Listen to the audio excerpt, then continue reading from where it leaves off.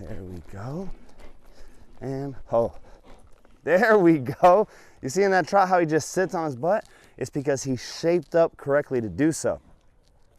Whenever I have a horse that's looking for the stop and they're just trying to plant on you every time you take your feet off the gas pedal, you don't want to get too stoppy to the point where anytime you move or anytime you talk to your friend or anything like that, they just stop on you. So that's the purpose of the breakdown to the trot. He thinks we're gonna come up here and stop. So we wanna make sure that he thinks we're gonna stop, we say trot. And that's that little hitch in his giddy up.